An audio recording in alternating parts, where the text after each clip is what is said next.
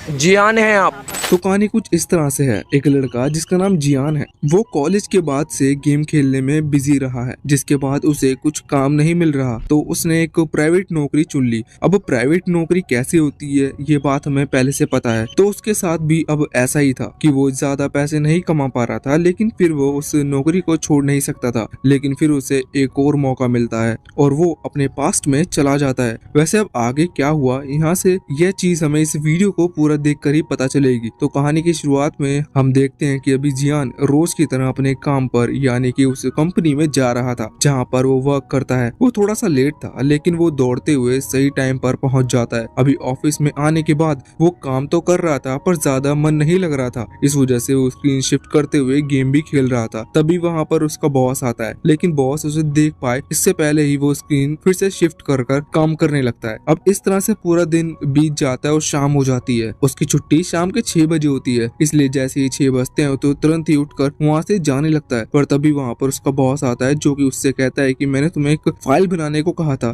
क्या तुमने वो बना दी? इस पर जियान कहता है कि आपने मुझे एक हफ्ते बाद टाइम दिया था तो मैं आराम से आपको फाइल बनाकर दे दूंगा, पर बॉस कहता है कि नहीं, मुझे वो अभी चाहिए। जियान उसे तुरंत मना कर देता है। जियान को कोई फर्क नहीं पड़ता था कि भले ही उसकी नौकरी चली जाए, लेकिन वो कभी गुलामी नहीं कर सकता। लेकिन हम देखते हैं कि ये बस उसका एक ड्रीम था। असल में वो चेयर पर बैठा हुआ था और अपना काम फिर से करने लगा था। वो बहुत देर तक ऑफिस में बैठा रहता है और बिल्कुल बोर हो जाता है। तभी अचानक से उसकी स्क्रीन पर एक मैसेज आता है जो कि उसका लक चेक करने का कह रहा था। ये मैसेज उसे उसकी किसी दोस्त ने सेंड किया था। जियान को ये बात ज्यादा सीरियस नहीं लगती, लेकिन जब वो फोन रखने वाला था इतने में ही फोन वहाँ नीचे गिर जाता है। अब जियान उस फोन को उठाने के लिए नहीं झुकता। तभी वो देखता है कि वो जो लिंक थी वो अचानक से ओपन हो चुकी थी और उसका लक सामने आ चुका था। जियान को कुछ समझ नहीं आ रहा था, लेकिन तभी अचानक से स्क्रीन के अंदर से बहुत सारे तलिस्मान निकलना शुरू हो जाते हैं, जिसके बाद वहाँ एक पोर्टल ओपन होता है और अभी जिस डस्टबिन में उसका फोन गिरा था उसी डस्टबिन में एक ब्लैक होल क्रिएट होता है। जियान को अपनी तरफ खींच लेता है और कुछ देर बाद जियान को उसका दोस्त यांग नींद से जगाता है। लेकिन जब जियांग उठता है तो वो बहुत ही ज्यादा हैरान हो चुका था। उसे जानने को मिलता है कि वो पास्ट में आ चुका है और ये उसके कॉलेज का टाइम है। जब वो कॉलेज में पढ़ रहा था तो अभी यहाँ उसका दोस्त यांग उससे कह रहा था कि उसकी सर अटेंडेंस ले रहे हैं, हमें चलना चाहिए। उसके वहाँ पर और भी दोस्त है क्योंकि वो होटल में है। अभी जियांग सोचता है कि ये तो कमाल हो गया, मैं पास्ट में आ चुका हूँ, इसका मतलब मैं अपना फ्यूचर फिर से एक बार क्रिएट कर सकता हूँ। वैसे यहाँ वो अपनी टीचर्स के बारे में सोच रहा था, जैसे कि वो कॉलेज के डीन है, वो कभी भी उसके अटेंडेंस नहीं लिखते हुए किसी भी दिन जियान टाइम पर क्यों ना चला जाए। और एक और टीचर है जो कि कहते हैं कि अटेंडेंस कोई मैटर नहीं करती, मतलब वो टीचर बहुत अच्छे हैं। लेकिन सेमेस्टर खत्म होने के बाद जियान को पता चल चुका था कि वो बस एक्टिंग कर रहे थे, कि उन्होंने बाद में जियान को फेल कर दिया था। लेकिन अब ये चीज मैटर नहीं करती, वो पास्ट में आ चुका है। वो बहुत ही खुश था कि अब वो फिर से कुछ अलग सोच सकता है। लेकिन इसी दौरान उसके सामने सिस्टम एक्टिवेट हो जाता है, जहाँ पर जो सिस्टम मैनेजर है जिसका नाम रिची है वो सामने आकर जियान से कहता है कि तुम्हें एक स्पेशल पावर मिली है, हम तुम्हें 50,000 करेंसी देंगे, मतलब वहाँ की जो करेंसी है वो देंगे और उन्हें जियान यूज कर सकता है खर्च करने के लिए या फिर कोई कंपनी क्रिएट करने के लिए। जियान ये सुनकर बहुत ज्यादा खुश हो गया था। तभी रिची अपने सामने एक स्क्रीन लाते हुए जियान के लक को स्क्रॉल करता है, जिसके बाद लक नेगेटिव में आता है। मतलब अगर जियान पैसे खर्च करेगा और उसकी कंपनी लॉस बनाएगी तो जियान को इससे फायदा होगा। अब ये सुनकर जियान और ज्यादा खुश हो चुका था, क्योंकि प्रॉफिट करना थोड़ा मुश्किल हो सकता है लेकिन नुकसान करना तो बहुत ही आसान है। वो जितना ज्यादा नुकसान करेगा उसकी इनकम उतनी ही ज्यादा बढ़ते जाएगी। अभी वो पहले खुशी के मारे डांस करता है और इसके बाद रिची से पूछता है कि मुझे आगे क्या करना है, जिस पर रिची कहता है कि सबसे पहले तो तुम्हें एक कंपनी बनानी होगी जिसमें तुम्हें चुनना है कि तुम क्या करना चाहते हो। जियान थोड़ा सोचता है, फिर उसे आइडिया आता है कि क्यों ना वो एक गेम कंपनी बनाए, क्योंकि अगर गेम अच्छा नहीं होंगे तो वो चलेंगे ही नहीं। इसलिए जियान तुरंत ही हाँ करता है और कहता है कि मुझे एक गेम कंपनी बनानी है। वैसे उसने थोड़ा गलत वर्ड कह दिया था, जिस वजह से वहाँ रिची भी नाम गलत रख देता है कंपनी का, लेकिन इससे जियान को कोई फर्क नहीं पड़ रहा था क्योंकि उसे तो वैसे भी लॉस में जाना है। अब जियान ने यहाँ चुन लिया था कि उसे एक गेम क्रिएट करना होगा। तभी रिची उससे कहता है कि तुम्हारे पास सिर्फ 14 दिन का टाइम है, तुम इतने में ही एक गेम क्रिएट कर उसे पब्लिश कर सकते हो। अगर तुमने उसके बाद ये सब किया तो तुम्हारे 50,000 पॉइंट्स माइनस हो जाएंगे और फिर तुम कुछ नहीं कर सकते। साथ ही वो ये भी कह रहा था कि तुम किसी को भी सिस्टम के बारे में बता नहीं सकते। जियान कहता है कि चलो ठीक है। इसके बाद अब जियान सोच रहा था कि आखिर 14 दिन में गेम कैसे क्रिएट करूंगा, क्योंकि गेमिंग में करीबन कई महीने लग जाते हैं। अब अब वहीं पर उसका दोस्त यांग आता है। जियान उससे पूछता है कि क्या हम सच में 14 दिन के अंदर किसी गेम को क्रिएट कर सकते हैं, जिस पर उसका दोस्त कहता है कि हाँ ऐसा पॉसिबल है। अभी अभी रिसेंटली एक वेबसाइट निकली है जिस पर हम अगर किसी भी कोड के बारे में लिखते हैं तो अपने आप ही कोड जनरेट हो जाता है, जिस वजह से गेम क्रिएट करना बहुत आसान है, पर वो थोड़ा पैसे लेते हैं। अब जियान ही सुनकर खुश हो गया था। यांग के वहां से जाने के बाद वो तुरंत ही उस वेबसाइट को ओपन करता है और वहां गेम बनाना शुरू करता है। अभी वो एक ड्राइविंग गेम बना रहा था जिसमें उसने 20,000 रुपए सिर्फ एक थीम के लिए खर्च कर दिए थे, ये देखने के लिए कि वो जगह कैसी है। और अब उसे वो डेजर्ट एरिया बहुत ज्यादा पसंद आया था, इस वजह से वो एक अच्छी सी कार सेलेक्ट करता है। साथ ही फिर वहां पर जो थोड़े बहुत पैसे बच रहे हैं उनसे वो आसपास की चीजें जैसे सन वगैरह, नेचर वगैरह क्रिएट करता है। उसे ये गेम बोरिंग बनानी थी, इस वजह से वो इस गेम का जो फिनिशिंग टाइम है उसे 8 घंटे का कर सकता है। साथ ही उसने इसमें कुछ रेस वगैरह कुछ भी ऐड नहीं की थी, कोई दूसरा कंप्यूटर प्लेयर्स भी नहीं है। मतलब जो व्यक्ति इसे खेलेगा वो सिर्फ अकेले ही ड्राइविंग करता रहेगा 8 घंटे तक, और फिर अगर जिसने भी इस गेम को एक बार ओपन कर लिया वो इसे हटा नहीं सकता। जियान समझ गया था कि उसका प्लान पूरी तरह से कामयाब होने वाला है, ये दुनिया का सबसे बेकार गेम होगा। जियान तुरंत ही उसे क्रिएट करते हुए सेव कर देता है और उसका नाम लोनली डेजर्ट रखता है। जियान ने पूरी रात जागते हुए इस गेम को क्रिएट किया था। अगले दिन हम देखते हैं कि यांग और उसके जो बाकी दोस्त हैं वो आते हैं और कहते हैं कि जो पड़ोसी है, मतलब कि बाजू के कमरे में जो स्टूडेंट है, उन्होंने गेम के लिए चैलेंज किया है। वैसे वो एक गेम बहुत टाइम से खेलते आ रहे हैं, ये जियान वाला गेम नहीं है। इस गेम के दौरान वो जियान को भी इनवाइट करते हैं, पर जियान रात भर जागा था, इस वजह से वो मना कर देता है। अभी यांग बहुत ही बुरी तरीके से कह रहा था क्योंकि वो लोग थोड़े से नूब प्लेयर है। यांग पूछता है कि तुम्हें कोई प्रॉब्लम तो नहीं हो रही, क्योंकि हम गेम खेल रहे हैं, शोर हो सकता है। पर इस पर जियान कहता है नहीं, मुझे कोई प्रॉब्लम नहीं है। असल में जियान ने अब से जॉब करना शुरू कर दिया है, तब से उसके पास पैसे आने शुरू हो गए हैं और साथ ही वो एंजॉय भी नहीं कर पा रहा क्योंकि उसके पास टाइम की कमी थी, और अब वो पैसे कमाकर टाइम बचा सकता है। इसके बाद सीन चेंज होता है और हम एक चाओ नाम के लड़के को देखते हैं जो कि एक कंटेंट क्रिएटर है और उसका सारा कंटेंट गेम के बेसिस पर होता है। जैसे कि कौन सा गेम खराब है तो वो उसका वीडियो बनाता है और कहता है कि इस गेम को बिल्कुल मत खेलो अभी। लेकिन उसकी कोई बेकार गेम नहीं मिल रहा था, साथ ही अभी उसे कोई स्पॉन्सर भी नहीं मिल रहा था। तभी अचानक से उसके सामने लोनली डेजर्ट रोड गेम आता है जो कि जियान ने बनाया है। यहाँ अभी वो उसे देखकर पहले तो हैरान था कि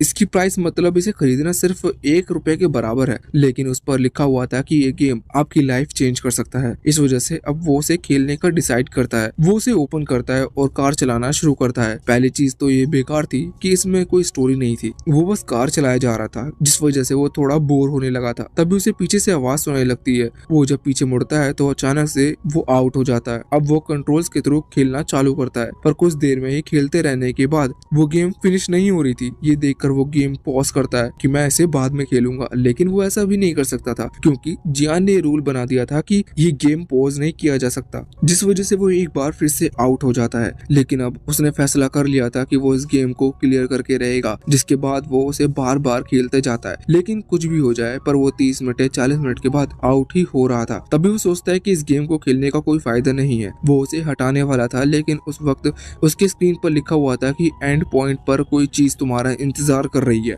तुम्हें इस गेम को फिनिश करना ही होगा। जिसके बाद चाओ, जो कि एक गेम एडिक्ट है, वो उस गेम को एंड करने का फैसला करता है। वो पूरे 8 घंटे तक लगातार उस गेम को खेलता रहता है और जब वो फिनिश लाइन पर पहुंचता है तो उसके माइंड में डोपामिन फील हो चुका था। यहाँ पर उसे लगा था कि कुछ तो रिकॉर्ड मिलेगा, लेकिन सामने लिखा था कि सक्सेसफुली तुमने अपने 8 घंटे बर्बाद कर लिए हैं, जो कि सुनकर चाओ बहुत ही ज्यादा गुस्सा होता है और कहता है कि ये तो बहुत ही बड़ा स्कैम है। दूसरी तरफ अभी जियान बहुत खुश था क्योंकि उसके गेम को सिर्फ एक लड़के ने डाउनलोड किया है। वो सोचता है कि वो लड़का भी पागल है जिसने इस गेम को डाउनलोड किया। अभी वो कॉलेज में बैठा हुआ था जहाँ पर कुछ बच्चे बात कर रहे थे कि लोनली डेजर्ट गेम वायरल हो रहा है, जबकि उसमें कुछ भी नहीं रखा। ये सुनकर जियान हैरान हो जाता है और वो तुरंत ही वहाँ से भागता है। घर पर आकर वो देखता है कि उसके गेम को बहुत ही ज्यादा डाउनलोड्स हो चुके हैं और साथ ही साथ उसने जानने को मिलता है कि ऐसा उसे चाओ नाम के लड़के की वजह से हो रहा है, क्योंकि उसने ऑनलाइन आकर इस गेम को गाली दी और कहा कि ये बस टाइम वेस्ट करता है क्योंकि कोई भी इस गेम को बिल्कुल ना खेले। लेकिन अब उसने ऐसा कहा तो लोग क्यूरियोसिटी में खेलने लगे। अब जियान सोचता है कि उसने तो बहुत बड़ा नुकसान कर लिया। इस वजह से वो डिस्क्रिप्शन में लिख देता है कि जिस किसी को भी अपने पैसे वापस चाहिए वो रिफंड मांग सकते हैं क्योंकि गेम बहुत बेकार है। पर कोई भी उसके पैसे भी मांग नहीं रहा था क्योंकि 1 रुपया मांगने में उन्हें और ज्यादा टाइम वेस्ट करना होगा। होगा। अब तभी वहाँ पर यांग भी आता है जो कि जियान से कहता है कि क्या हम भी वो गेम खेलें। जियान उस पर गुस्सा करते हुए उसे भगा देता है। अब हमें जानने को मिलता है कि असल में जियान के गेम को करीबन 70,000 लोगों ने डाउनलोड किया है, जिस वजह से उसे 70,000 रुपए मिल चुके थे। लेकिन अब उसने प्रॉफिट कमाया है, जिस वजह से उसको लॉस हुआ और सिर्फ 700 मिलते हैं। ये देखकर जियान बहुत ही ज्यादा हैरान हो जाता है क्योंकि ये सिर्फ 1% था। वो सोचता है कि अगली बार वो ऐसी गलती नहीं करेगा। तभी रिची सामने आकर उससे बताता है कि उसे एक बार 3 लाख कॉइन मिलने वाले थे, मतलब 3 लाख रुपए मिलने वाले थे, जिससे उसे एक और गेम डिजाइन करना है। जियान ने देखकर हैरान था कि उसने ही पहले से 50,000 में इतना परफेक्ट गेम बना लिया। 3 लाख का आखिर वो खर्च कहाँ करेगा। अब तभी यांग खड़ा होकर कहने लगता है कि हमें फिर से हमारे नेबर्स को चैलेंज करना चाहिए और उन्हें हराना चाहिए, जिस पर बाकी सभी दोस्त भी तैयार थे। गेम फिर से शुरू होता है लेकिन वो बहुत ही बुरी तरह से हारते हैं, जिसके बाद अभी यांग को ब्लेम कर रहे थे और कह रहे थे कि तुम सबसे बड़े बेवकूफ हो। अब जियान इस पर ज्यादा ध्यान नहीं देता, लेकिन रात के टाइम उसे अचानक से आइडिया आता है कि अगर वो यांग की मदद ले एक गेम बनाने में तो वो गेम फ्लॉप होने से कोई नहीं रोक सकता, क्योंकि यांग सच में बहुत ही घटिया गेम बनाएगा। वो रात को ही यांग को जगाता है और कहता है कि मुझे तुम्हारी मदद चाहिए, लेकिन ये देखकर यांग डर जाता है कि इतनी रात को जियान को क्या मदद चाहिए, इसलिए वो चिल्लाता है, जिस वजह से पूरा हॉस्टल जाग चुका था। इस वजह से जियान अभी यांग से कुछ नहीं कहता, लेकिन अब अगले दिन से वो उसके पीछे पड़ चुका था। यांग ये देखकर बहुत डर रहा था कि आखिर जियान चाहता क्या है, जिस वजह से वो वहाँ से भागता है। पर फिर जियान उसका रास्ता रोकते हुए उसे सच बताता है कि उसे एक गेम डेवलप करना है जिसमें उसे यांग की मदद चाहिए। यांग इस पर तुरंत ही मना कर देता है और कहता है कि हम कभी भी एक गेम बनाने में कामयाब नहीं हो सकते। पर इस चीज पर जियान कहता है कि मैंने अभी अभी एक गेम बनाया जिसमें मैंने 3 लाख रुपए कमाए, और वो नाम भी बता देता है कि उसने ही लोनली डेजर्ट रोड गेम बनाया है। ये सुनकर यांग शॉक हो जाता है। वह कहने लगा कि तुम तो सच में एक जीनियस हो। वैसे इसके बाद वो लोग प्लानिंग कर रहे थे कि वो किस तरह से गेम बनाएंगे, जहाँ यांग कह रहा था कि हमें पहले तो हमें कोई कोड वगैरह के बारे में जानना होगा, और इसलिए वो तुरंत ही कुछ बुक्स ले आया था जिनमें कोडिंग के बारे में लिखा हुआ है। पर जियान कहता है कि नहीं, इसकी जरूरत नहीं है क्योंकि हमारे पास ऑलरेडी एक वेबसाइट है जहाँ से हम आराम से कोड क्रिएट कर सकते हैं। अब जियान चला गया था, लेकिन यांग ने हार नहीं मानी थी। वो भी उन बुक्स को पढ़ने की कोशिश करता है, पर उसको भी नींद आ जाती है। ये देखकर जियान खुश था और कह रहा था अब सक्सेसफुली मैं एक फ्लॉप गेम बना पाऊंगा। अभी जियान को डिसाइड करना था कि आखिर उसे किस तरह का गेम बनाना है। पहले वो सोचता है क्यों ना वो एक ड्राइविंग गेम ही बनाए, लेकिन फिर उसे ये भी याद आता है कि उसका अभी अभी एक गेम चल चुका है और अगर उसने फिर से ऐसा गेम बनाया तो लोग उसे जरूर डाउनलोड करेंगे। इस वजह से अब वो मोबाइल गेम की तरफ शिफ्ट हो जाता है। अब एक बेकार गेम बनाने के लिए उसे बहुत ही ज्यादा रिसर्च करनी पड़ती है। वो मार्केट में देखता है कि किस तरह के गेम चल रहे हैं और किस तरह के नहीं। उसे एक गेम कोड दिखता है जो कि बहुत ही ज्यादा फेमस चल रहा था। ये देखते हुए कई सारी कंपनियां ने उसकी कॉपी क्रिएट की, लेकिन वो कॉपी नहीं चल पाई क्योंकि बस कोड गेम जितनी अच्छी नहीं थी। जियान भी डिसाइड करता है कि वो एक ऐसा कोड गेम बनाएगा जो कि बहुत बेकार हो, क्योंकि जियान ने देख लिया था कि जिनके कोड गेम बेकार थे उन्होंने सच में बिल्कुल भी प्रॉफिट नहीं हुआ, बल्कि वो लॉस में ही गए। इसके बाद जियान यांग को लेकर एक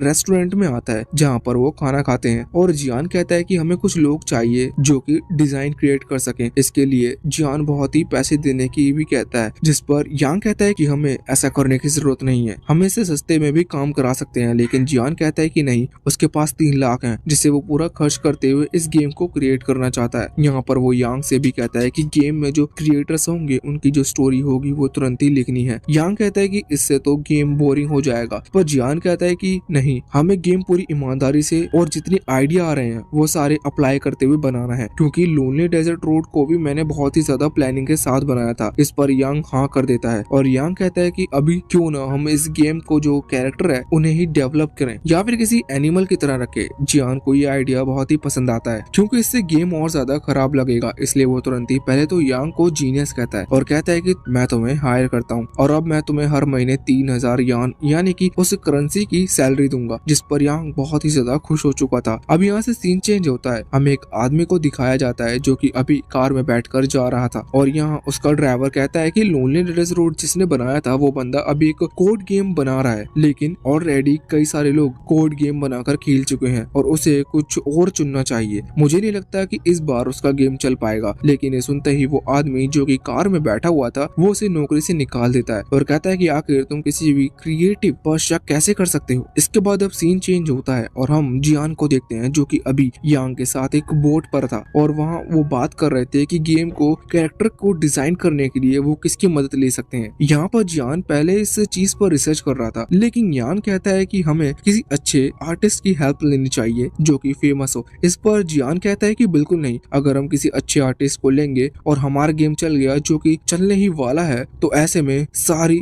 स्पॉटलाइट उसके ऊपर आ जाएगी, लोगों को लगेगा हमने बहुत ज्यादा मेहनत की। ये बात यांग को सही लगती है। वैसे अब वो वहाँ से लौट आते हैं तो जियान थोड़ी रिसर्च करते हुए एक लड़के के बारे में पता लगाता है। वो लड़का असल में 24 कैरेक्टर्स डिजाइन करता है, लेकिन जियान को 24 कैरेक्टर्स नहीं चाहिए थे, पर फिर भी वो किसी तरह से यांग को मना लेता है कि हमें इसे हायर करना है। इसके बाद अब एक ऑनलाइन मीटिंग होती है जहाँ पर यांग और जियान उस लड़के से बात कर रहे थे। वो लड़का वहाँ सामने आता है, उसका नाम जिन है, और अब जियान उससे कहता है कि हमें टोटल 50 कैरेक्टर डिजाइन करवाने हैं, लेकिन ध्यान रखना कि वो कैरेक्टर 24 ना हो। ये सुनकर जियान कहने लगता है कि आखिर तुमने मुझे हायर क्यों किया, जबकि मैं तो सिर्फ 24 कैरेक्टर्स ही बनाता हूँ। तो इस पर जियान कहता है कि हमने तुम्हारे अंदर एक पोटेंशियल देखा, इसी वजह से हमने तुम्हें चुना है। अब यहाँ पर जियान कहता है कि ठीक है, मैं तुम्हारे 50 कैरेक्टर डिजाइन कर दूंगा, लेकिन उसके लिए तुम्हें हर एक कैरेक्टर पर 2000 युआन चाहिए। ये सुनकर यांग बहुत ही ज्यादा हैरान हो जाता है और तुरंत ही उस पर गुस्सा करने लगता है, लेकिन जियान कहता है कि कोई बात नहीं, तुमने बहुत ही कम मांगे हैं मेरे हिसाब से, तुम्हें 3500 युआन मांगने चाहिए एक कैरेक्टर के लिए। ये सुनकर वहाँ रिची तुरंत ही सामने आता है और कहता है कि तुम क्या बेवकूफी कर रहे हो, खुद के हिसाब से भाव बढ़ाना ये रूल्स के खिलाफ है। जिसके बाद जियान कहता है कि चलो ठीक है, और फिर वो जियान से कहने लगता है कि हम तुम्हें 2000 पर कैरेक्टर देंगे, लेकिन तुम महंगी वाली थीम यूज कर पाओ और साथ ही टाइम पर काम कर पाओ, इसके लिए हम तुम्हें पर कैरेक्टर 1500 युआन एक्स्ट्रा दे रहे हैं। इस पर जियान हाँ कर देता है क्योंकि वो बहुत ही ज्यादा खुश था, और अब रिची भी कुछ नहीं कह सकता था क्योंकि उन्हें ये प्रोजेक्ट टाइम पर खत्म करना है। यहाँ पर जियान उसे 2 हफ्ते का टाइम देता है और उसके बाद ये मीटिंग एंड होती है। मीटिंग के बाद अभी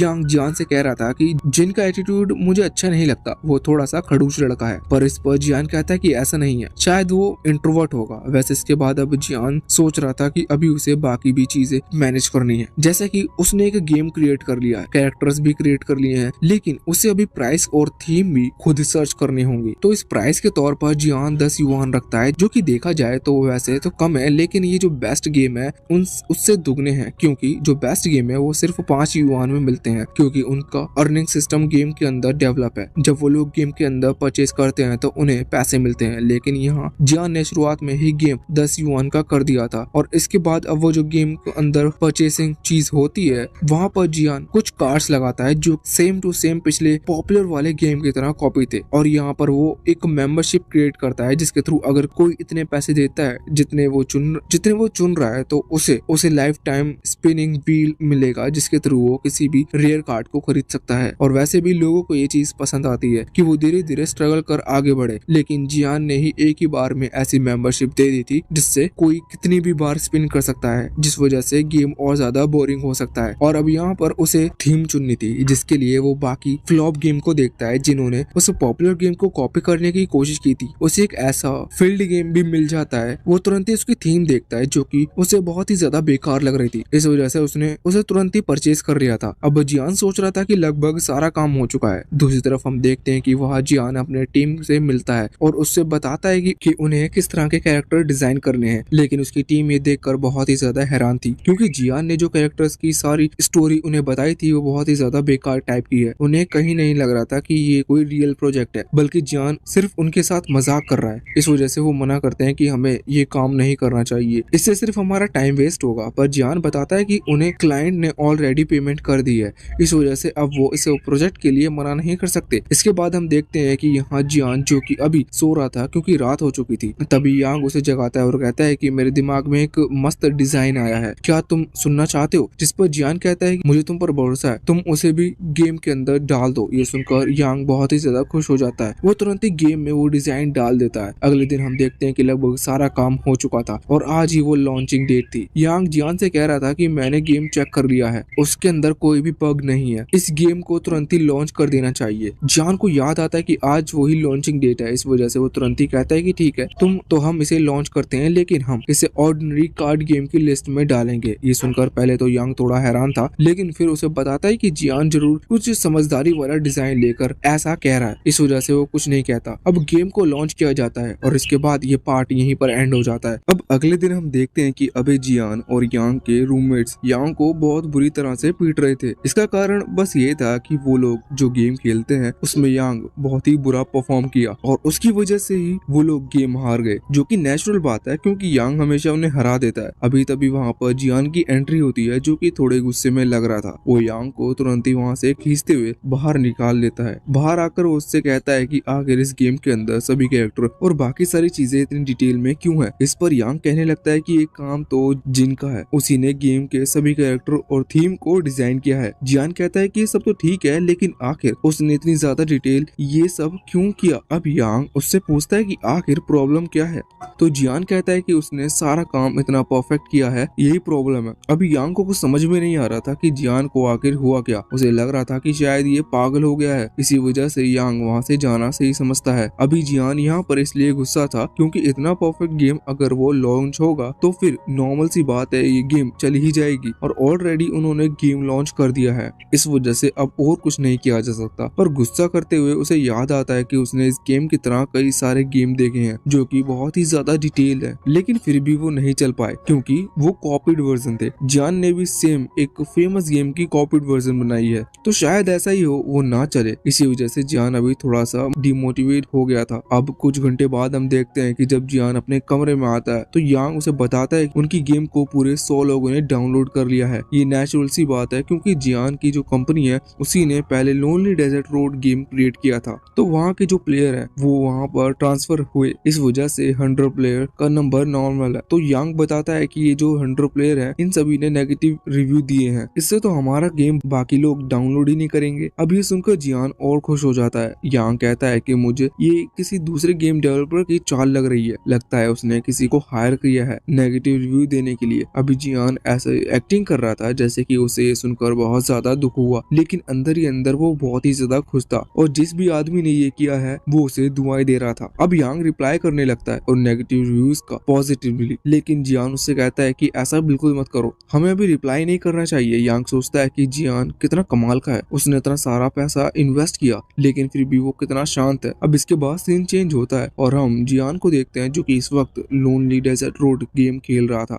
वो इसके बाद अपना बनाया हुआ गेम चेक करता है, उसे गेम में कोई भी कमी नहीं लग रही थी, लेकिन वो रिव्यू और डाउनलोड नंबर देखकर थोड़ा उदास था। वो अपने दोस्तों को भी बताता है, जिसके बाद उसके दोस्त कहने लगते हैं कि कितना परफेक्ट गेम है लेकिन ये चल क्यों नहीं पा रहा। तो इस पर जिन कहने लगता है कि शायद ऐसा मार्केटिंग की वजह से हो रहा है, क्योंकि इसके ओनर ने मतलब जियान ने मार्केटिंग ही नहीं की। साथ ही साथ गेम लॉन्च करने से पहले एक गेम पीरियड लॉन्च होता है जिसमें टेस्टिंग की जाती है गेम की, वो भी जियान ने नहीं किया। अब यहाँ पर जिन यांग को कॉल करता है और उसे बताता है, उसे बात करते हुए पूछता है कि आखिर गेम के अंदर सब कुछ सस्ता क्यों है और एक लाइफ लॉन्ग मेंबरशिप है जिसे बाय करने के बाद सारे कार्ड हम फ्री में स्वाइप कर सकते हैं, इससे तो बहुत कम प्रॉफिट होगा। इस चीज पर यांग कहता है कि जियान ने ऐसा इसलिए किया है जिससे कि लोग इस गेम को एंजॉय कर पाए, वो पैसा कमाना नहीं चाहता। ये सुनकर जिन हैरान था। वो कहता है कि जियान तो बहुत ज्यादा अच्छा है, मुझे उसके लिए बहुत बुरा लग रहा है, मैं चाहता हूँ कि ये गेम और ज्यादा लोग डाउनलोड करें। अब यहाँ पर यांग रोने लगता है और कहता है कि जियान ने सारा पैसा पहले ही खर्च कर दिया है, इसी वजह से वो चाह कर भी मार्केटिंग नहीं कर सकता। उसने ये गेम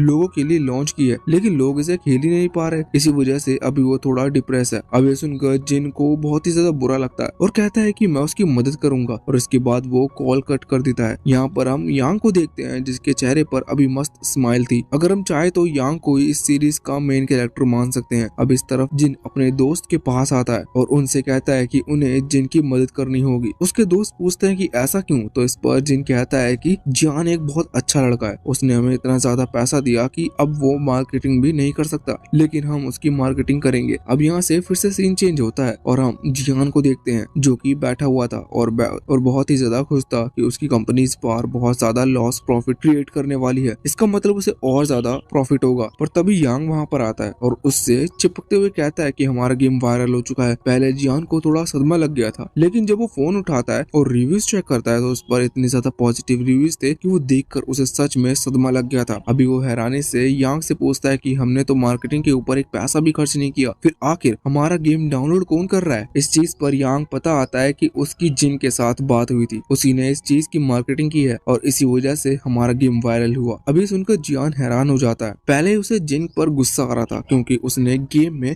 बहुत ज्यादा डिटेल्स ऐड कर दी थी, लेकिन अब उसे और ज्यादा गुस्सा आता है क्योंकि डिटेल्स तक तो फिर ठीक था, लेकिन उसने उसका गेम ही वायरल कर दिया। इसी वजह से जियान जियान को अच्छा खासा लॉस होने वाला है। अब वो तुरंत ही जिनको फोन लगाता है। वैसे अभी यांग उसके आसपास नहीं था, इस वजह से वो फ्रीली होकर पूछता है कि आखिर उसने उसकी मार्केटिंग क्यों की। तो इस पर जिन बताता है कि इस गेम को बनाने में जिन ने बहुत मेहनत की थी और उससे बुरा लग रहा था कि उसने इतना ज्यादा हाई पेमेंट लिया कि जिन मार्केटिंग नहीं कर पाया जो उसने खुद ने डिजाइन की थी। वो उसे इतनी अच्छी लगी कि उसने सोचा क्यों ना इसे वायरल कर दिया जाए, इससे आगे और क्लाइंट मिलेंगे। तो इस तरह से देखा जाए तो उसका भी इससे फायदा है। अभी जियान बहुत ज्यादा गुस्सा था, लेकिन वो डांट तो नहीं सकता था। इस वजह से वो बहुत ही ज्यादा गुस्से में थैंक यू जैसा ना लगने वाला थैंक यू जिन को कहता है। अब यहाँ पर जिन बहुत ज्यादा खुश था क्योंकि उसे लग रहा था कि जियान भी बहुत ज्यादा खुश है। दूसरी तरफ हम यांग को देखते हैं जो वैसे तो खुश है, पर अभी वो नेगेटिव रिव्यूज के बारे में सोच रहा था। क्योंकि कोई भी गेम जब शुरुआत में लॉन्च होता है तो ऐसा नहीं है कि उस पर डायरेक्ट नेगेटिव रिव्यूज आए। इसके बाद हम उसी आदमी को देखते हैं। वो आदमी वही है जिसने थ्री किंगडम गेम को बनाया है। थ्री किंगडम गेम वही सेम गेम है जिसकी कॉपी जियान ने की थी और अपना फैंटम जनरल नाम का गेम अभी अभी लॉन्च किया है। अभी जिस बंदे ने उस थ्री किंगडम गेम को बनाया है उसका नाम ली है। वो यहाँ पर अपने असिस्टेंट से बात कर रहा था। उसका असिस्टेंट बताता है कि जियान का गेम फैंटम जनरल वायरल हो चुका है, उसने हमारे गेम की कॉपी की। यहाँ ली को लगता है कि शायद जियान ने जानबूझकर उनकी गेम की कॉपी की है जिससे कि वो ली को नीचा दिखा सके और ये बता सके कि वो ली से ज्यादा बेस्ट है। इस चीज पर अभी ली को बहुत ज्यादा गुस्सा आता है। वो तुरंत ही फैसला करता है कि वो किसी भी कीमत पर जियान की कंपनी खरीद कर रहेगा। इसके बाद अब हम जियान को देखते हैं जो कि अभी वॉशरूम आया हुआ था। वहाँ पर वो कॉल करता है उसी गेम स्टोर वाली को जिसके स्टोर पर जियान वो गेम रिकमेंडेशन पर है। लोग वहीं से उस गेम को डाउनलोड करते हैं। जियान कहता है कि उसे रिकमेंडेशन लिस्ट से हटा दो। ये सुनकर वो लेडी शॉक हो जाती है और कहती है कि मुझे अपने सीनियर से बात करनी होगी क्योंकि ऐसी रिक्वेस्ट आज तक किसी ने नहीं की। अब जियान कुछ देर रुकता है पर तभी उसके सामने रिची आ जाता है जो कि उस पर गुस्सा करते उससे कहता है कि तुम ऐसी चीटिंग नहीं कर सकते। जिसके बाद जियान को मजबूरन कॉल काटनी पड़ती है। अभी जब जियान वहाँ से उदास होकर जा रहा था तभी उसके सामने वो बड़ी सी विंडो ओपन होती है और बताती है कि आज इनका क्लोजिंग डे है। मतलब कि अभी तक गेम ने जितने भी इनका इनाम की है उसका टोटल करना है, जितना भी प्रॉफिट हुआ है। मतलब कि कह लो जियान के लिए तो वो लॉस ही है, तो जितना भी लॉस हुआ है वो जियान को मिलेगा। अब वो जियान देखता है कि उसके गेम में इतने कम टाइम में 5 लाख रुपए कमा लिए हैं। ये बहुत ज्यादा बड़ी बात थी, पर लॉस वगैरह सब काट कर उसे सिर्फ 5,000 ही मिलते हैं। अब भले ही 5,000 बहुत ज्यादा हो, मगर 5 लाख मिलने वाले को 5,000 मिले तो उसे दुख तो होगा ही। जियान बहुत दुखी था, पर उसका दुख तब बढ़ जाता है जब रिची कहता है कि अगले गेम के लिए तुम्हें यही 5 लाख मिलते, तुम इन्हीं से नेक्स्ट टास्क पूरा करना। ये सुनकर जियान और ज्यादा गुस्सा करता है क्योंकि पहले उसे कम पैसे मिले थे। अब 5 लाख में वो कैसे गेम बनाएगा, क्योंकि जितने ज्यादा पैसे होंगे उतना ही गेम को फ्लॉप करना मुश्किल हो जाएगा। उसे यहाँ पर करीबन 90 दिन का समय मिलता है। उसके पास 5,16,000 कुछ कॉइन्स हैं जिन्हें आप रुपए भी समझ सकते हो, पर अभी 1000 कॉइन्स और बढ़ जाते हैं। जियान देखकर और हैरान हो जाता है। तो रिची बताता है कि उसका गेम अभी अभी अर्निंग कर रहा है, इसलिए वो इस पर कुछ नहीं कह सकता। अब इसके बाद हमें ली को दिखाया जाता है जिसने फैसला लिया था कि फाइनली वो जियान की कंपनी को खरीद कर ही रहेगा। इसके लिए अभी वो तुरंत ही कॉल लगाता है, जो कॉल अभी यांग ने पिक की थी। यांग दूसरे फोन से जियान को कनेक्ट करता है और दोनों फोन पर साथ में बात करता है। यहाँ पर ली कह रहा था कि उससे जियान की कंपनी खरीदनी है। जियान ये सुनकर बहुत ज्यादा खुश था, पर तभी रिची इस पर साफ मना कर देता है। अब जियान समझ गया था कि वो कुछ नहीं कर सकता, वो डायरेक्ट मना कर देता है। यांग ये बात ली को बताता है। ली कहने लगता है कि वो इसके लिए 10-20 लाख रुपए से भी ज्यादा देने को तैयार है। जब ये बात यांग यहाँ जियान को बताता है तो उसके पैरों से जमीन खिसक जाती है। उसे ऑफर किसी भी कीमत पर चाहिए था, पर अब वो ऐसा कर ही नहीं सकता। इसी वजह से वो कहता है कि हमारी कंपनी नहीं बेचेगी और ली से ही पूछ लो, अगर उसे इन्वेस्टमेंट चाहिए तो हम इन्वेस्ट करने को तैयार हैं। अब ये सुनने के बाद यहाँ पर ली बहुत ही ज्यादा हैरान था और उसे बहुत ही ज्यादा गुस्सा आ गया था। अभी तक इतने लंबे गेमिंग करियर में उसे किसी ने भी अपना अपोनेंट नहीं माना था क्योंकि वो बहुत ही बड़ा गेम डेवलपर है, लेकिन फाइनली उसे एक बहुत ही बड़ा अपोनेंट मिल चुका है। मतलब एक तरीके से देखा जाए तो अब जियान उसका राइवल बन चुका है। अब इसके बाद हम देखते हैं कि जियान और यांग अभी एक रेस्टोरेंट में आए हुए थे खाना खाने के लिए, जहाँ पर जियान का दिमाग थोड़ा सा खराब था। तो यांग उससे कहता है कि उसे क्या हुआ, उनका गेम तो अच्छी खासी कमाई कर चुका है। जियान इसी चीज पर उदास था। वो गेम के बारे में बात करने से मना कर देता है क्योंकि फिर से गेम में जो इनकम थी वो बढ़ चुकी है। उन्होंने करीबन 6 लाख रुपए कमा लिए हैं और अब जियान को 90 दिन में 6 लाख खर्च करने पड़ेंगे। यहाँ पर अब तभी वेटर आता है जो कि बताता है कि उनका बिल 3,000 का हो चुका है। यांग जियान से कहता है कि क्या वो बिल भर सकता है। अब जियान को एक अच्छा आइडिया आता है। वो तुरंत ही पहले तो बाहर जाता है और रिची से पूछता है कि क्या वो कंपनी के बिल भर सकता है। इन 6 लाख मजाक का यूज कर, जिस पर रिची कहता है कि बिल्कुल ये रूल्स के खिलाफ नहीं है। अब जियान पूछने लगता है कि क्या वो अपने डेली एक्सपेंसेस भी इन 6 लाख से भर सकता है, तो इस पर रिची साफ मना कर देता है। लेकिन कोई बात नहीं, जियान को एक अच्छी ट्रिक मिल गई थी पैसा खर्च करने की। वो वापस आता है, बिल देता है और इसके बाद अभी वो बैठकर खाना ही खा रहे थे कि तभी टीवी पर न्यूज में वो लोग आते हैं कि एक नई टेक्नोलॉजी आई है जो कि गेम डेवलपमेंट को और ज्यादा एडवांस लेवल पर ले जा सकती है। ये सुनकर यांग बहुत ही ज्यादा खुश था। वो कहता है कि हमें इस टेक्नोलॉजी को ट्राई करना चाहिए अपने अगले गेम के लिए। इस पर जियान कहता है कि नहीं, ये बहुत ही ज्यादा डिफिकल्ट लग रही है और हमें इसके बारे में कोई नॉलेज नहीं है। पहले जियान को लग रहा था कि इससे गेम वायरल हो सकता है, पर इसके बाद वो सोचता है कि इस टेक्नोलॉजी को भी अभी तक ज्यादा लोगों ने सीखा नहीं होगा, इसका मतलब उन्हें बेकार वर्कर्स मिलेंगे। तो वो कहता है कि हम किसी को रख सकते हैं काम के लिए। अब ये आइडिया जियान को बहुत ज्यादा अच्छा लगा था, यांग को ये पसंद आता है। वैसे जियान ये भी कह रहा था कि हमारे पास बहुत सारा काम होता है और इस सब को मैनेज करने में हमारे लिए मुश्किल है, इसलिए वो दोनों डिसाइड करते हैं कि वो अपनी कंपनी के लिए एक असिस्टेंट ढूंढेंगे। इसके बाद अब वो लोग तुरंत ही एक ऐसी जगह पर निकल चुके थे जहाँ पर उन्हें अपनी कंपनी के लिए एक असिस्टेंट मिल सकती है।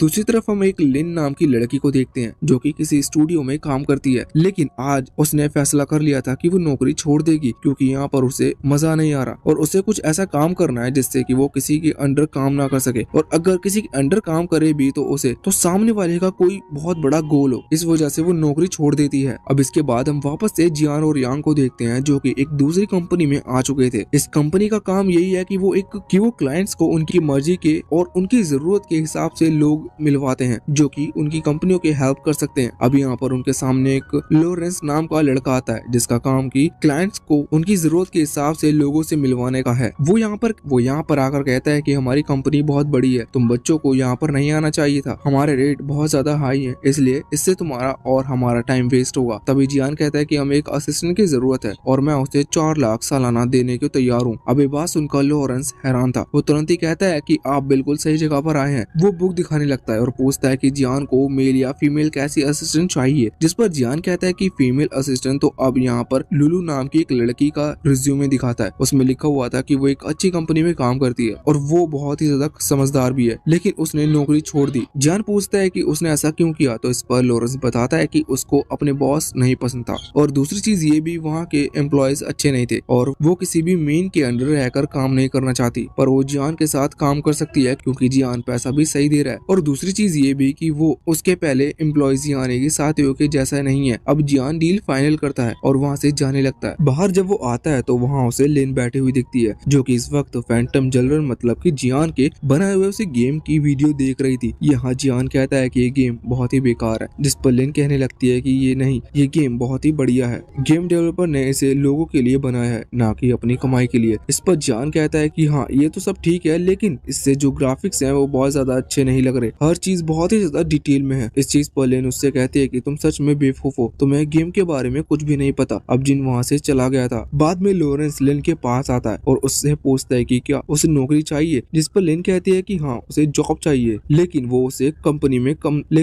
कंपनी में काम करना चाहती है जिसने फैंटम जनरल गेम बनाया है। ये सुनकर लॉरेंस बताता है कि अभी भी जिस लड़के से तुम बात कर रही थी उसी ने इस गेम को बनाया है और वही इस कंपनी का ओनर है। ये सुनकर लिन हैरान थी। वो तुरंत ही वहाँ से भागती है, लेकिन जब वो बाहर आती है तो वहाँ पर जिन नहीं था। वो सोचते हैं कि शायद उसने अपनी ड्रीम जॉब खो दी। इस पार्ट की शुरुआत में हम देखते हैं कि जियान अभी एक कैफे के अंदर बैठकर लुलू का वेट कर रहा था। कुछ देर में लुलू वहाँ आती है और अपना बायोडाटा जियान को बताती है और ये भी कहती है कि लॉरेंस ने उसे बताया कि जियान का जो स्टार्टअप है यानी कि गेम डिजाइनिंग का वो कितना ज्यादा यूनिक है और जियान ने शुरुआत में ही बहुत अच्छी ग्रोथ पाली है। इसी वजह से उसे जियान की कंपनी पसंद आई और वो वहाँ पर काम करना चाहती है। अभी यहाँ पर लुलू ये भी कहती है कि अगर जियान को कोई डाउट हो या फिर उसके बारे में कुछ पूछना हो तो वो पूछ सकता है। अभी ये सुनकर जियान थोड़ा सा हैरान था क्योंकि उसे नहीं पता कि उसे क्या क्वेश्चन पूछने चाहिए, क्योंकि वो जिंदगी में पहली बार किसी को अपॉइंट कर रहा है। इससे पहले उसने सिर्फ यांग को अपॉइंट किया था जो कि उसका दोस्त है। इस वजह से उसके साथ उसे ऐसी कोई प्रॉब्लम नहीं हुई। जियान कहता है कि मुझे कोई क्वेश्चन नहीं पूछने, मैंने तुम्हारा बायोडाटा देखा है और लॉरेंस बता रहा था कि तुम एक बहुत ही अच्छी पर्सन हो और असिस्टेंट बनने के लिए बिल्कुल परफेक्ट यहाँ पर। लुलू पहले तो उससे थैंक यू कहती है और फिर बोलती है कि ठीक है तुम अभी से काम ज्वाइन करने को तैयार हो। जियान कहता है कि वो सब तो ठीक है, मुझे तुम्हारी जरूरत बस ज्यादातर एडवाइस के लिए चाहिए होगी, जिस पर लुलू हाँ करती है। और पर जियान बताता है कि अभी उनके पास कोई भी ऑफिस नहीं है, जो सुनकर लुलू हैरान हो गई थी क्योंकि एक गेम डेवलपर को एक ऑफिस की जरूरत पड़ती है वरना वो कंप्लीट नहीं कहलाई जा सकती। अब इसलिए जियान शोन नाम के एक आदमी के पास आ गया था जो कि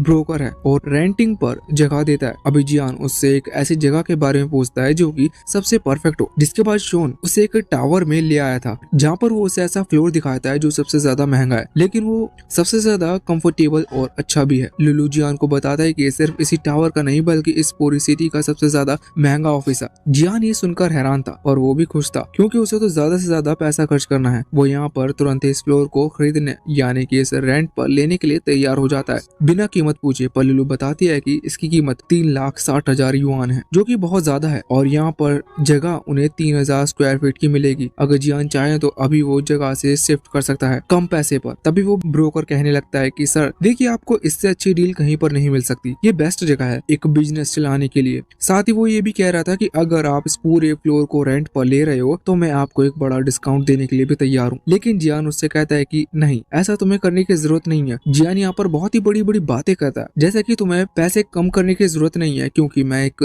लंबा रिलेशन बनाकर चलना चाहता हूँ, क्योंकि हमें साथ में मिलकर बहुत लंबा काम करना है। साथ ही अब यहाँ पर जियान शोन से कॉन्ट्रैक्ट रेडी करने को कहता है। वैसे भी जियान मन में सोच रहा था कि उसे ज्यादा से ज्यादा पैसे खर्च करने होंगे। होंग असल में फैंटम जनरल गेम बहुत ही बुरी तरह से सील होती जा रही है। बुरी तरह से इसलिए क्योंकि उसने जियान का नुकसान हो रहा है, क्योंकि उसे पैसे मिल रहे हैं वो उसे अगली गेम के लिए खर्च करने होंगे जिससे उसका लॉस होगा। इसी वजह से वो चाहता है कि जितना ज्यादा खर्च हो सके उतना खर्च, जिससे अंत में वो जो गेम बनाएगा वो बिल्कुल बेकार बने। अब कुछ समय बाद हम देखते हैं कि लिलू आकर बताते हैं कि कॉन्ट्रैक्ट साइन हो चुका है और अभी ये फ्लोर उनका है। यहाँ पर अभी वो कह रही थी कि हमें सबसे पहले यहाँ पर फर्नीचर लगाना होगा। वो जियान से पूछती है कि आखिर उसका बजट कितने तक का है। जियान थोड़ा सोचता है और कहता है कि हम 20 लाख का बजट मानकर चल सकते हैं, जो सुनकर लिलू हैरान थी। पर तभी रिची वहाँ जियान से कहता है कि वो चीटिंग नहीं कर सकता, ऐसा करना बिल्कुल गलत है। जिसके बाद जियान बजट को कम करते हुए कहता है कि ठीक है, हम 8 लाख का बजट रखेंगे। लेकिन लुलू अभी भी हैरान थी क्योंकि उसके हिसाब से शुरुआत के लिए बजट जरूरी से ज्यादा है। पर वो बात मानती है और बाद में 8 लाख से सबसे बेस्ट सामान यानी कि फर्नीचर, कंप्यूटर्स, ये सब लाकर वहाँ सेटअप कर देती है। अब इसके बाद में वो जियान से पूछ रही थी कि आखिर उसके ऑफिस में किस तरह के फर्नीचर लगाने हैं, जिस पर जियान कहता है कि उसके ऑफिस के लिए ज्यादा खर्चा करने की जरूरत नहीं, उसे ज्यादा फर्नीचर नहीं चाहिए। वो ऐसा बस इसलिए कह रहा था कि उसके रूम में टेबल, फर्नीचर, कंप्यूटर ये सब ना हो, जिससे कि उसे भी काम ना करना पड़े, क्योंकि वैसे भी उसे तो गेम खराब ही डेवलप करनी है। अब यहाँ पर उसके लिए जो ऑफिस है वहाँ का जो एक कार्ड होता है जिसे स्वाइप कर डोर ओपन होते हैं, वो लुलू जियान को देती है। जियान सोचता है कि अच्छा, अगर अब वो यहाँ ऑफिस में ही रुक सकता है क्योंकि ज्यादातर किसी दिन ओवर टाइम वर्क करने के लिए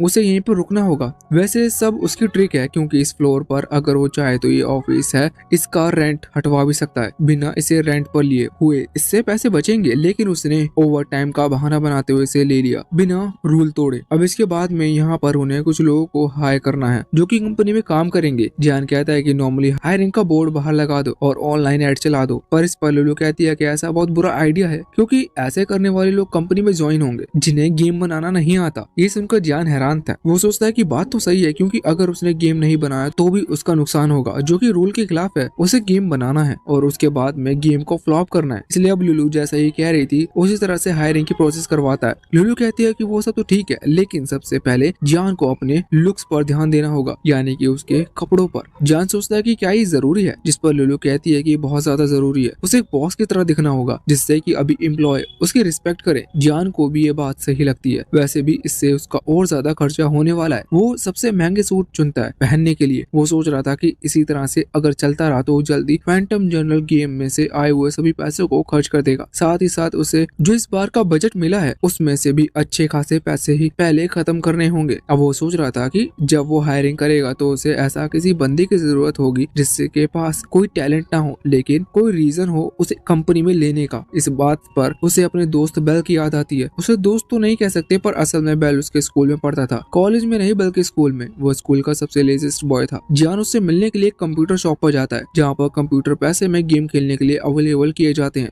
बेल वहीं पर बैठा हुआ था। वो एक गेम एडिक्ट है और कोई छोटा मोटा गेम एडिक्ट नहीं, बहुत ही ज्यादा खतरनाक वाला। उसके लिए 24 घंटे कम है गेम खेलने के लिए। अब इसे कुछ टाइम पर निकाल दिया गया था क्योंकि उसकी जो रिपोर्ट थी वो बहुत ही ज्यादा बेकार थी। जियान उसके पास इसलिए आया था जिससे कि वो उसे अपने गेम डिजाइनर उन्हें जॉब के लिए हायर कर सके। जियान यहाँ उसके पास आकर बैठता है और कहता है कि उसे अपनी कंपनी के लिए एक गेम डिजाइनर की जरूरत है, क्या बेल उसकी कंपनी को ज्वाइन करेगा। जिस पर बेल को अलग लग रहा था कि जियान बस एक स्कैमर है, इस वजह से वो उसकी बात पर ज्यादा ध्यान नहीं देता। पर तभी जियान वहाँ टेबल पर एक पैसे की गड्डी रखता है और कहता है कि उसे सच में एक गेम डिजाइनर की जरूरत है और ये जो पैसे उसने रखे हैं वो एडवांस सैलरी के तौर पर हैं। अभी बेल समझ गया था कि जियान झूठ नहीं कह रहा, लेकिन बेल बताता है कि वो गेम डिजाइन के बारे में कुछ भी नहीं जानता। जिस पर जियान कहता है कि उसे बेल पर पूरा भरोसा है, उसके पास असल में बहुत ही ज्यादा अच्छी कंप्यूटर्स है जो कि बेल को प्रोवाइड करेगा, उसे बस अपनी क्रिएटिविटी थिंकिंग का यूज करना है। वो यहाँ बेल के करीब आते हुए कहता है कि उसका सपना है कि वो दुनिया का सबसे बेहतरीन गेम बनाए, जिसके लिए उसे बेल की जरूरत है और इस बार बेल ने हाँ कर दी थी। जियान कहता है कि तुम 2 दिन बाद से ज्वाइन कर सकते हो, क्योंकि अभी हम वो लोगों को ज्वाइन करने के लिए ढूंढ रहे हैं। इसके बाद जियान वहाँ से चला गया था। बेल हमेशा से चाहता था कि वो एक गेम डिजाइनर बन सके, लेकिन कभी भी उसके ऐसी अपॉर्चुनिटी नहीं मिली। लेकिन अब उसे एक ऐसी अपॉर्चुनिटी मिल चुकी है जिस वजह से वो फैसला करता है कि वो पूरा दिन लगाकर काम करेगा।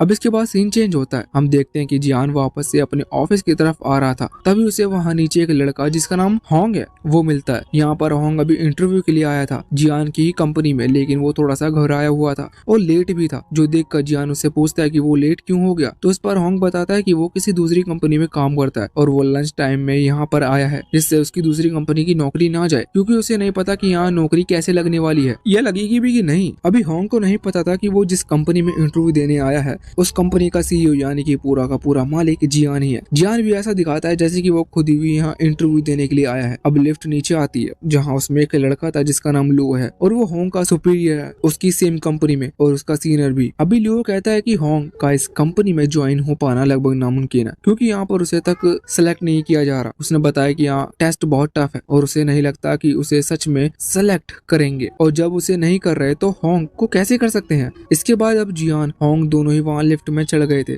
अब लिफ्ट में जाते वक्त जियान होंग से लियो के बारे में पूछता है ये कौन था, जिस पर होंग बताता है कि ये उसका सीनियर है जो हर चीज में परफेक्ट है और एक लीड गेम डिजाइनर है। अब जब लियो का सिलेक्शन नहीं हो सकता तो फिर मेरा कैसे होगा, वो सभी ऐसा कह रहा था। तभी जब वो ऊपर पहुंचता है तो यहाँ वो लोग अभी ऑफिस की तरफ बढ़ रहे थे, जहाँ जियान आगे आता है और उसे देखकर बाहर खड़ी गर्ल्स उसका वेलकम करती है बॉस की तरह। ये देखकर होंग बहुत ही ज्यादा हैरान हो जाता है। उसे जानने को मिलता है कि जियान सच में यहाँ का सीईओ और बॉस है। जियान उसे अपने ऑफिस में बुलाता है और उससे कहता है कि वो कितनी सैलरी लेना पसंद करेगा, जो सुनकर होंग हैरान था। उसके लिए सब एक सपने की तरह था। सोंग थोड़ा सोचता है और कहता है कि 2000 युआन हर महीने के लिए काफी है। जियान कहता है ये तो बहुत ज्यादा कम है, नॉर्मल एक्सपीरियंस को देखा जाए तो 2000 में तो सिर्फ गुजारा ही हो सकता है और ऐसे में तुम्हारा मन नहीं लगेगा यहाँ काम करने के लिए, इसी वजह से मैं तुम्हें 4000 युआन देता हूँ। ये सुनकर अभी होंग की खुशी दुगनी हो चुकी थी। वो यहाँ पर जियान से कहता है कि वो कंपनी के लिए अपना सब कुछ सेक्रीफाइस करने के लिए तैयार है और अपना बेस्ट देगा। अब कुछ देर बाद हम देखते हैं कि जब जियान अपने ऑफिस में बैठा हुआ था तभी वहाँ पर लुलू आती है, जो कि बताती है कि वो एक लड़की जॉब के लिए जियान से मिलना चाहती है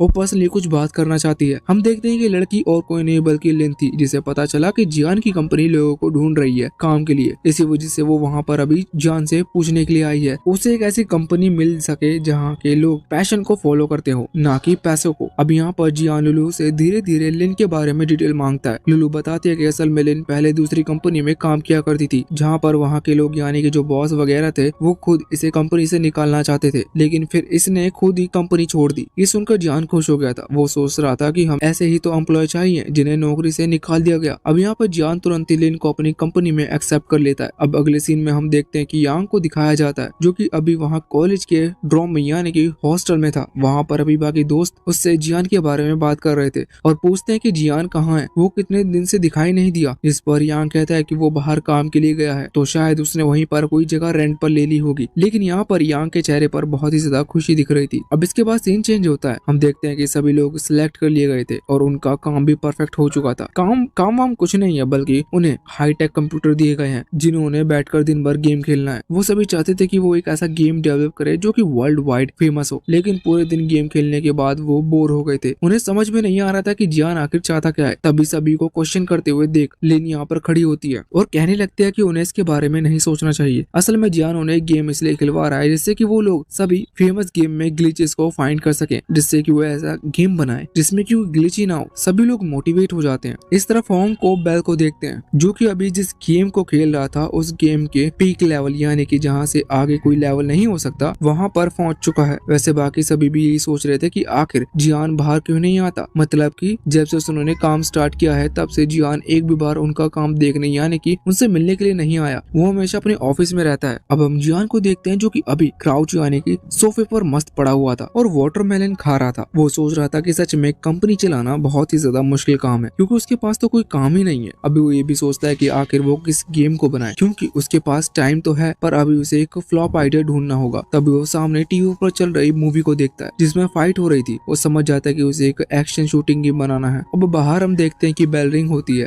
इसका मतलब सभी की छुट्टी हो चुकी है। अब उन्हें वापस जाना है घर पर, मगर वो सभी दुखी थे क्योंकि उन्होंने दिन भर कुछ भी काम नहीं किया और वो इसलिए दुखी है क्योंकि उन्होंने सच में कुछ भी काम नहीं किया, जो कि अच्छी बात है। पर तभी अचानक से जियान वहां पर आता है और सबसे पहले उनसे माफी मांगते हुए कहता है कि वो यहाँ अभी इतना टाइम से इसलिए नहीं आ रहा था क्योंकि वो अपने नेक्स्ट गेम की आइडिया के बारे में सोच रहा था। उसने फैसला किया है कि वो एक शूटिंग गेम बनाएंगे। यहाँ ऑफिस में आने के बाद वो उन दोनों को समझाता है कि उन्हें इस गेम की जो स्टोरी लाइन है उसे बहुत ही ज्यादा लंबा रखना है जिससे कि लोगों को कैरेक्टर्स के बारे में और बाकी सभी के बारे में अच्छे से समझ आ सके। साथ ही वो उन्हें और बाकी चीजें भी बताता है जैसे कि उन्हें सभी गेम्स और ऑब्जेक्ट कूल रखने हैं। दूसरी चीज की सभी गन्स परचेज पर लगी होनी चाहिए। इसका मतलब वो पैसे देकर उन्हें खरीद सकते हैं। अब ये बात होंग को समझ में नहीं आ रही थी और थोड़ी सी गलत भी लग रही थी। जियान का मानना था कि अगर वो ऐसा करेगा तो गेम पक्का फ्लॉप हो जाएगा, पर होंग सोच रहा था कि ऐसा करने से कंपनी की रेपुटेशन खराब होगी। वो घबराते हुए और कांपते हुए कहता है कि हमें ऐसा नहीं करना चाहिए क्योंकि हम पहले भी काफी चीजें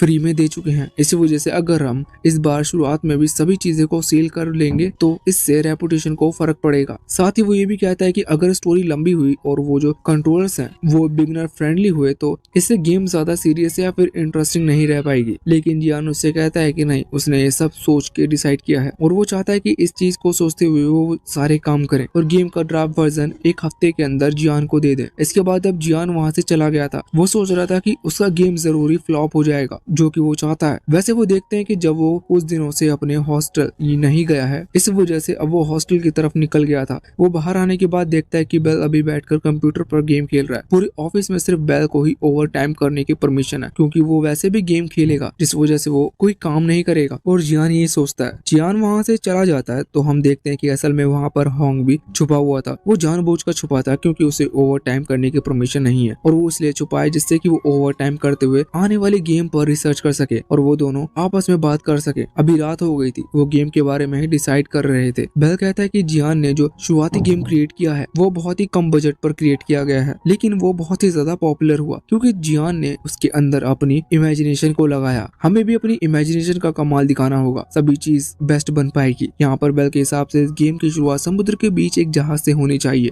अभी हम इस गेम को बिल्कुल स्टोरी टाइप की तरह दिखाया जाता है जहाँ पर बेल और होंग दोनों ही इस जहाज पर लैंड हो चुके थे। जहाँ पर आने के बाद सब कुछ सही था, लेकिन होंग कहता है कि हमें कुछ एनिमीज रखने होंगे जिससे कि एक एक्शन गेम की तरह लगे। तभी वहाँ पर कुछ मम्मीज आकर उनके ऊपर हमला कर देती है जिनमें से वो डर कर भाग रहे थे। उनके पास कुछ गन्स भी थी जिनका यूज वो करते हैं। वैसे गन से मम्मीज को खत्म करना बहुत ही ज्यादा मुश्किल है, लेकिन इस पर बेल कहता है कि हम इन गन्स को मॉडिफाई करते हुए इतना पावरफुल बना सकते हैं कि एक अटैक में मम्मीज खत्म होती हैं। इससे गेम कंट्रोल भी इजी बनेंगे जियान के कहने के मुताबिक। और दूसरी चीज की लोग बहुत ही ज्यादा बोर नहीं होंगे और वो गन्स को अपडेट कर लेते हैं। अभी स्टोरी को समझने के लिए वो एक नए कैरेक्टर को ऐड करने का सोच रहे थे। इसके लिए वो एक छोटी बच्ची को चुनते हैं, पर यहाँ पर अगर वो उस कैरेक्टर को बुलाने के लिए सिलेक्ट करेंगे तो इसमें बहुत ही ज्यादा खर्चा बढ़ जाएगा। इसलिए वो सिर्फ स्क्रीन पर लिखा हुआ अपीयर करने का डिसाइड करते हैं जो कि बजट फ्रेंडली होगा। यहाँ पर अभी वो गर्ल उनके एक दूसरे कॉर्नर की तरफ लेकर जाती है। वो सिर्फ होंग को ही लेकर गई थी। होंग को वहाँ पर मम्मी दिखती है जो कि बहुत ही ज्यादा पावरफुल थी। होंग उससे डर कर भाग रहा था, लेकिन रास्ते में बेल छुपा हुआ था जो कि पहले उस मम्मी को मारते हुए हरा देता है। पर वो डिसाइड करते हैं कि अगर सच में वो एनिमीज को इतनी आसानी से खत्म कर देंगे तो गेम कम इंटरेस्टिंग होगी। इसी वजह से वो मम्मीज की पावर बढ़ाते हैं, साथ ही वो कुछ और मम्मीज को ऐड करते हैं जिससे कि अब खतरा बढ़ गया था। लेकिन अब वो डिसाइड करते हैं कि उन्हें यहाँ से और आगे की जर्नी बढ़ानी होगी जिससे गेम थोड़ा और लंबा हो सके। अब वहाँ पर हेलीकॉप्टर आता है उन्हें बचाने के लिए, लेकिन कि वो यहाँ छोटी बच्ची को भी लेकर जाते हैं जिससे कि साइड कैरेक्टर्स के बीच में एक अलग बॉन्ड क्रिएट किया जा सके जिससे कि गेम और ज्यादा इंटरेस्टिंग हो। अब यहाँ बाहर रियल वर्ल्ड में हम देखते हैं कि होंग बहुत ही ज्यादा खुश था, इस गेम के बारे में सिर्फ सोच ही रहा था। वो यहाँ पर बेल की तारीफ करते हुए उसे इमेजिनरी कहता है, पर जिस पर बेल कहता है कि नहीं, असली इमेजिनरी तो जियान है। उसने उन्हें गेम के बारे में नॉर्मल डिटेल बताई और पूरी डिटेल में बात नहीं की जिससे कि हम खुद सोचे कि गेम किस तरह से होना चाहिए। वो हमारी क्रिएटिविटी को देखना चाहता है। इस पर होंग भी हाँ करता है। वो दोनों रात भर प्लान्स बनाते हैं कि इस गेम को और ज्यादा एक्साइटेड किस तरह से बनाया जा सकता है। और अब सुबह हो चुकी थी। यहाँ पर होंग कह रहा था कि अब इस गेम को वायरल होना ही होगा और इस गेम को वायरल होने से कोई नहीं रोक सकता। तभी वहाँ पर यांग आ जाता है जो कि होंग को देखते हुए हैरान था। वो कहता है कि तुमने तो रूल ब्रेक कर, असल में यहाँ पर वो ओवर टाइम की बात कर रहा था। लेकिन इसके साथ ही ये पार्ट यहीं पर एंड होता है।